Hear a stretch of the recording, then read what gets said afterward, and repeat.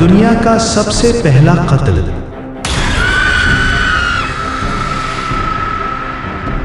اور اس انسان کا کیا ہوا جس نے سب سے پہلا قتل کیا تھا؟ اور پھر اللہ کا عذاب۔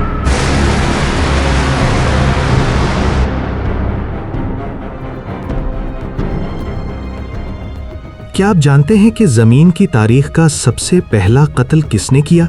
یہ جرم محض ایک جھگڑا یا اتفاقی حادثہ نہیں تھا، یہ ایک ایسا منصوبہ تھا جو خود شیطان نے انسان کے دل میں بویا اور جس نے قیامت تک کے لیے ہر ناحق قتل کی بنیاد ڈال دی۔ تصور کیجئے اس وقت کا جب زمین پر صرف چند لوگ آباد تھے، ایک معصوم پاکیزہ دنیا۔ اس دنیا کے پہلے باپ حضرت آدم علیہ السلام، ان کی زوجہ حوا علیہ السلام اور ان کے 4 بچے قابیل، حابیل اور ان کی 2 بہنیں جوڑی کی شکل میں پیدا ہوئیں۔ اور پھر ایک صبح حسد کی آگ نے پہلی انسانیت کے گھر کو جلا کر راکھ کر دیا۔ وہ کون تھا جس نے اپنے بھائی کا خون بہایا؟ اس کا مقصد کیا تھا اور اس قتل کے بعد اس کی روح پر کیا بیتی؟ آج ہم انسانی تاریخ کے اس تاریک ترین باب کے ہر پہلو کو گہرائی سے جانیں گے۔ قابیل کا کردار، حابیل کی معصومیت، قربانی کا امتحان اور زمین پر پڑنے والا پہلا لعنتی سایہ۔ حضرت آدم علیہ السلام دنیا میں اللہ کے پہلے خلیفہ تھے۔ اللہ نے ان کی تخلیق کی، ان میں اپنی روح پھونکی اور انہیں علم اور شرف سے نوازا۔ جب آپ اور حوا زمین پر آئے تو نسل انسانی کی بقا کا سلسلہ شروع ہوا۔ یہ بات ذہن میں رکھیے کہ اس دور میں شادی کا ایک خاص قانون نافذ تھا تاکہ نسل آگے بڑھ سکے۔ وہ قانون یہ تھا کہ آدم علیہ السلام کے ہر حمل سے ایک لڑکا اور ایک لڑکی جڑواں پیدا ہوتے تھے۔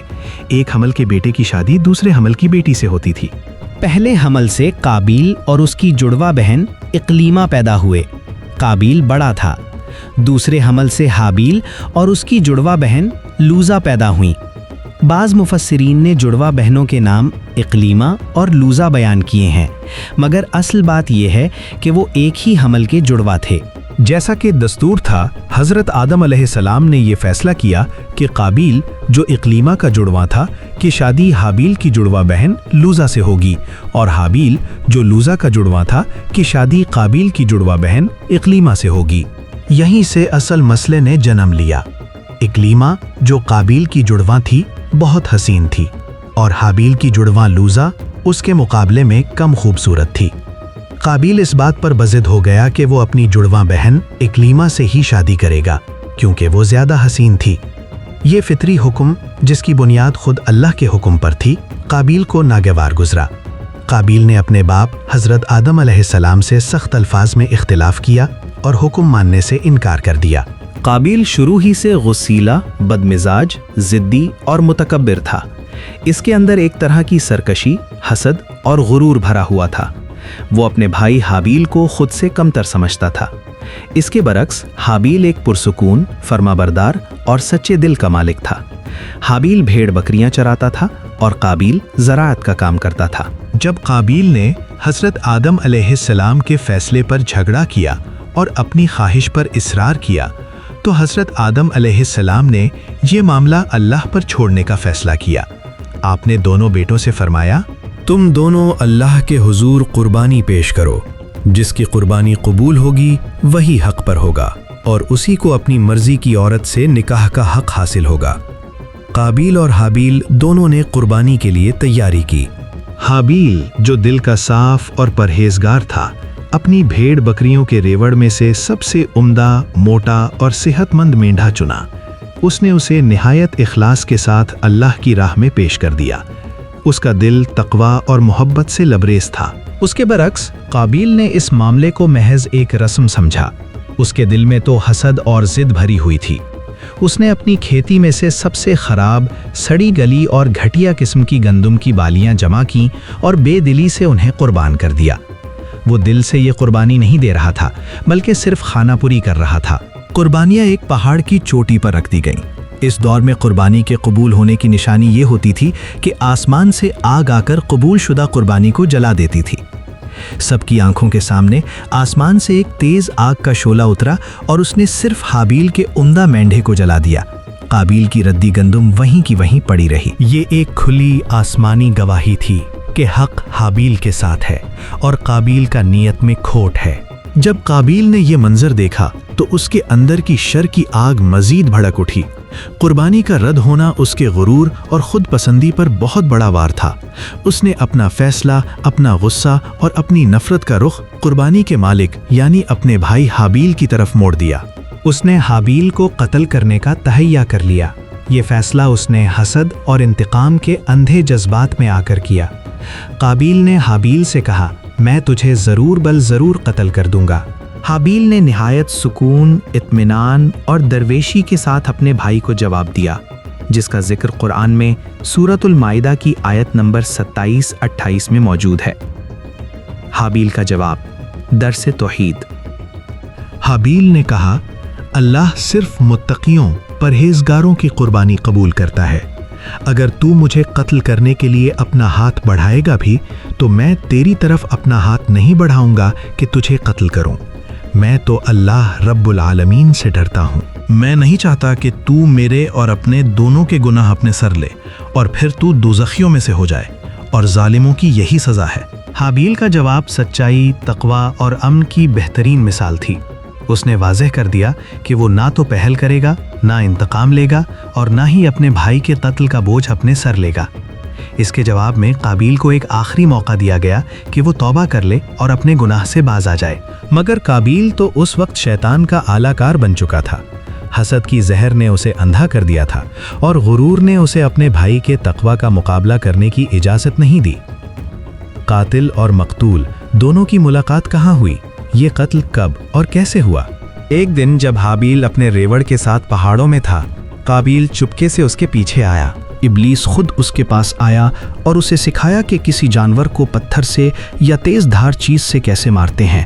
اس شیطانی ترغیب کے بعد قابیل نے اپنے بھائی حابیل کو ایک پتھر سے یا لوہے کے ٹکڑے سے سر پر ایسا وار کیا کہ وہ وہیں پر بے جان ہو کر گر پڑا۔ یہ زمین کی تاریخ کا سب سے بھیانک لمحہ تھا۔ انسانی ہاتھ سے انسانی خون بہہ رہا تھا۔ وہ حابیل تھا، ایک نبی کا بیٹا، جو بغیر کسی جرم کے صرف اپنے بھائی کے حسد کی وجہ سے قتل کر دیا گیا۔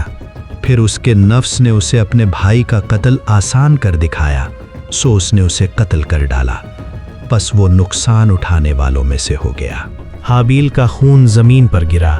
یہ پہلا خون تھا جو زمین نے پیا، اور اسے ایک فعل کی وجہ سے قیامت تک ہونے والے ہر ناحق قتل کا گناہ اس کے ساتھ ساتھ قابیل کے نامہ اعمال میں بھی لکھا جائے گا۔ قتل کرنے کے بعد قابیل کا جوش ٹھنڈا پڑ گیا۔ اب اس کی حسد کی آگ بجھ چکی تھی اور اسے اس جرم کی ہولناکی کا احساس ہوا۔ وہ بالکل تنہا ہو گیا اور سخت پشیمانی، شرمندگی اور ندامت کے احساس میں ڈوب گیا۔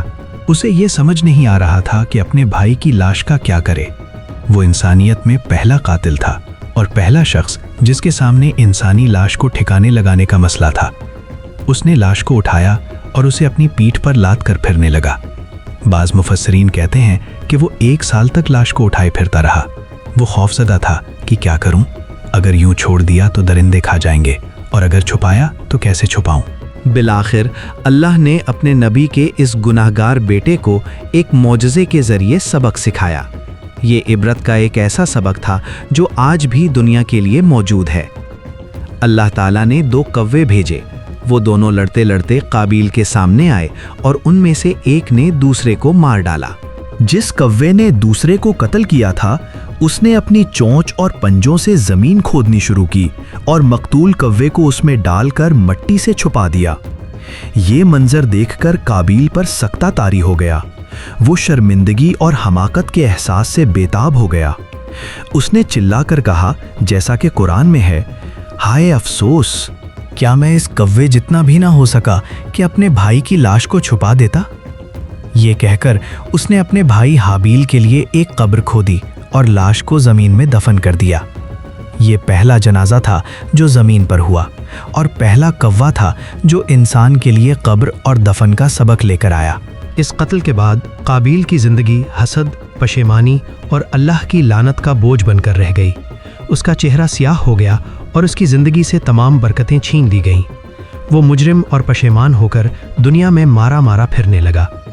سبق: اس پورے قصے کا بنیادی سبق انسان کو یہ سکھانا ہے کہ حسد تمام گناہوں کی جڑ ہے۔ قابیل کا جرم حسد سے شروع ہوا اور قتل جیسے عظیم گناہ پر منتج ہوا۔ تقوی نیت کا نام ہے۔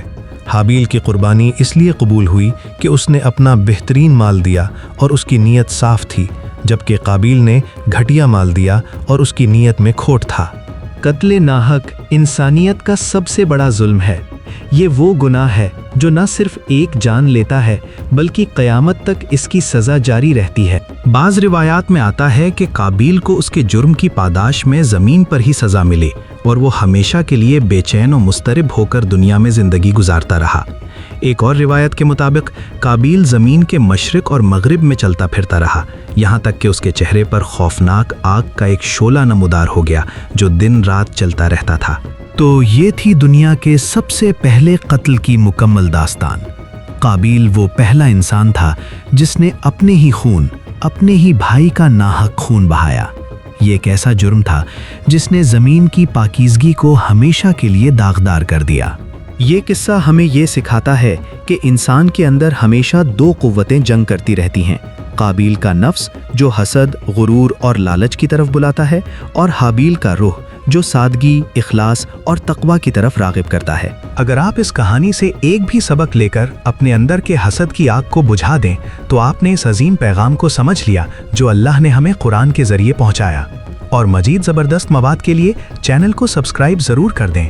آپ کو اس ویڈیو کا کون سا حصہ سب سے پسند آیا؟ تبصروں میں ضرور بتانا۔